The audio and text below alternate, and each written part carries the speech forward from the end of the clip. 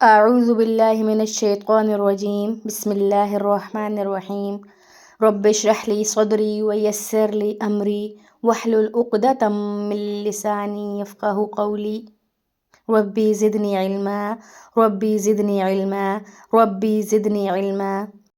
How are you my dear students? I hope you are doing well. फ़ी अमानिल्लाह. बेटा computational thinking हमने पढ़ा था, लेकिन उसको एज कंप्यूटर में किस तरह वो वर्क करेगा इस तरह पढ़ा था. ठीक है, अब हम क्या करेंगे, कंप्यूटेशनल थिंकिंग इन प्रैक्टिस के रियल लाइफ में कंप्यूटेशनल थिंकिंग क्या है और वो किस तरह वर्क कर रहा है. ठीक है, तो बेटा कंप्यूटर को कोई भी काम कर देने से पहले, ठीक है, कंप्यूटर में जो कंप्यूटेशनल थिंकिंग कर रहा है वो तो कर रहा है, उसमें हम लोगों ने 4 स्टेप्स पढ़े थे, याद है आप लोगों को? तो आपने मुझे बताना है कि हमने कंप्यूटेशनल थिंकिंग में 4 स्टेप्स कौन कौन से पढ़े थे. ठीक है, अच्छा जी, अब हम बात कर रहे हैं कि रियल लाइफ में कंप्यूटेशनल थिंकिंग किस तरह वर्क कर रही है. तो कंप्यूटेशनल थिंकिंग क्या करती है बेटा, कंप्यूटर में तो हमें बताती है प्रोग्रामर्स को कि प्रोग्रामर ने काम किस तरह करना है. ठीक है, कंप्यूटर को कौन से इंस्ट्रक्शन देनी है और उसका जो है ना बाद में उसको जब समझ आ जाती है तो प्रोग्रामिंग लैंग्वेज में कन्वर्ट किया जाता है. लेकिन रियल लाइफ में हमने क्या करना है, हमने खुद भी तो समझना है कि प्रॉब्लम है क्या. सबसे पहले हम खुद समझेंगे, फिर ही हम कंप्यूटर को उसको इंस्ट्रक्शन देंगे ना. तो सबसे पहले हमने क्या करना है, कंप्यूटेशनल थिंकिंग के थ्रू हमने खुद उस प्रॉब्लम को अंडरस्टैंड करना है और फिर उसको जो है ना उसको टास्क देना है और फिर वो कंप्यूटर के ज़रिए सॉल्व होगा. अब कंप्यूटेशनल थिंकिंग एग्जैक्टली वर्क किस तरह कर रही है रियल लाइफ में, तो उसके बेटा चाहिए 4 स्टेप्स हैं. ठीक है, कंप्यूटर में वर्क करने के भी उसके 4 ही स्टेप्स हैं, वही 4 स्टेप्स हैं. जब हम रियल लाइफ में बात करेंगे तो किस तरह होता है, सबसे पहले बेटा हमने क्या करना होता है, थिंकिंग एब्स्ट्रैक्टली. मतलब एब्स्ट्रैक्टली किस तरह थिंक करना होता है, हमने माइनर डिटेल्स को इग्नोर करना होता है और फोकस करना होता है अपनी मेजर डिटेल्स पे, या हमारे मेन प्रॉब्लम पे फोकस करना है और माइनर डिटेल्स को हमने इग्नोर कर देना है. ठीक है, इससे क्या होगा, हम लोग प्रेडिक्शंस बनाएंगे कि हमारे क्या क्या पॉसिबल सॉल्यूशंस हो सकते हैं. ठीक है, और दूसरी चीज़ है हमने थिंकिंग अहेड करना होता है, मतलब नेक्स्ट पहले से प्लान करना होता है कि अब हमें और क्या करना है, किस तरह करना है. तो उससे क्या होगा, उसका एडवांटेज ये कि कैशिंग क्या होता है बेटा, आपने टेम्परेरीली अपनी चीज़ों को सेव कर लेना होता है जो हमने बार बार यूज़ करनी होती हैं. तो उससे क्या होगा, उससे आपका प्रोसेस जो है वो स्पीड अप हो जाता है.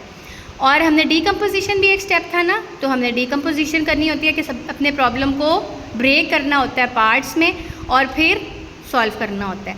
और थिंकिंग कंकरेंटली मतलब बेटा साइमल्टेनियसली एक काम हो रहा है, साथ साथ हम दूसरा काम भी कर रहे हैं. तो बेटा आपको मैं इनकी एग्जांपल्स देती हूँ. थिंकिंग एब्स्ट्रैक्टली का मतलब माइनर डिटेल्स को इग्नोर करना है ना. जैसे अब आप क्या करते हो, आपको मैं कहती हूँ अपने स्कूल का मैप बनाओ. तो जब आप स्कूल का मैप बनाओगे तो उसमें मेजर डिटेल्स तो आप ऐड करोगे, यहाँ पे क्लासरूम है, यहाँ पे स्टाफ रूम है, यहाँ पे वॉशरूम है, यहाँ पर ऑफिस है, ये सब तो आप ऐड करोगे. कहाँ पे डस्टबिन पड़ी हुई है, कहाँ पे वाटर कूलर पड़ा है, ये छोटी छोटी डिटेल्स को आप इग्नोर कर दोगे क्योंकि आप स्कूल का मैप बना रहे हो. ये वो चीज़ें हैं जिनकी आप जगह तब्दील कर सकते हो. ठीक है, तो इन डिटेल्स को आप इग्नोर कर दोगे. ये होता है एब्स्ट्रैक्टली थिंक करना.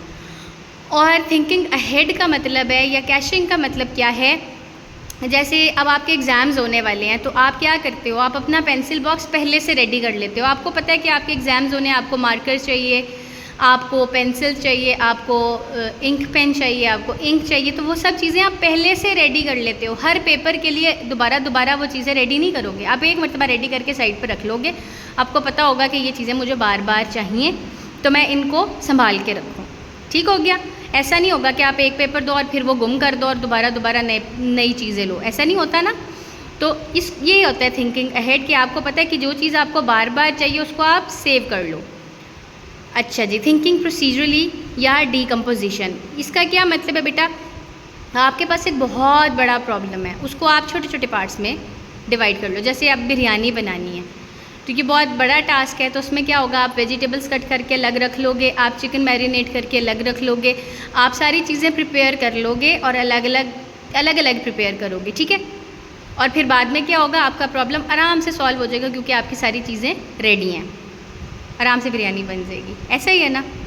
अच्छा जी, अब थिंकिंग कंकरेंटली का क्या मतलब है कि साइमल्टेनियसली आपको मैं पढ़ा रही हूँ, जब आपको मैं क्लास में पढ़ा रही होती हूँ तो साथ साथ आपके हाथ में पेंसिल्स होती हैं बेटा, आप साथ साथ नोट कर रहे होते हैं अक्सर, ऐसे ही है ना, बुक के ऊपर लिख रहे होते हो, तो एक साथ आप दो काम कर रहे हो, आप सुन भी रहे हो और आप लिख भी रहे हो, तो ये होता है साइमल्टेनियसली कोई काम करना या कंकरेंटली कोई काम करना। ठीक हो गया। अब बेटा इनके हम एडवांटेजेस देखते हैं। तो कंप्यूटेशनल थिंकिंग में हम क्या करते हैं, जब प्रैक्टिस में होती है तो हम एब्स्ट्रैक्टली थिंक कर रहे होते हैं, पहले से प्लान करते हैं, डिकम्पोजिशन करते हैं और साइमल्टेनियसली वर्क कर रहे होते हैं। तो इसमें क्या होता है बेटा, एडवांटेजेस क्या है इसके, कि इससे हम प्रिडिक्शंस बना सकते हैं, आसानी हो जाती है एब्स्ट्रैक्टली थिंक करने से। ठीक है, लेकिन डिसएडवांटेज क्या है, predicting markets, user trends and technical factors could be challenging. ये बहुत चैलेंजिंग टास्क है कि आपने बहुत सारी चीज़ों को माइंड में रखना होता है, तो ये बहुत कॉम्प्लेक्स हो जाता है। ठीक हो गया। और ज़रूरी नहीं है कि हमारी प्रिडिक्शंस बिल्कुल एक्यूरेट हों, उसमें प्रॉब्लम भी हो सकता है। कोई हमारी जब हम प्रिडिक्शंस बना रहे होते हैं, हमारी सब प्रिडिक्शंस तो बिल्कुल एक्यूरेट होना सही नहीं है ना, मतलब लाजमी नहीं है ना कि सभी बिल्कुल सही हों, कुछ गलत भी हो सकती हैं।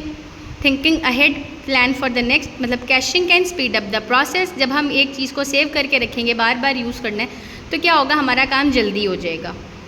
मैंने आपको एग्जांपल दी थी ना कि आप अपनी पेंसिल बॉक्स पहले से रेडी कर लेते हो, जब आप हर पेपर के लिए दोबारा रेडी करोगे तो आप वो टाइम कंज्यूमिंग होगा, लेकिन आपने एक मरतबा करके रख लिया तो उस पर टाइम आपका बच गया है।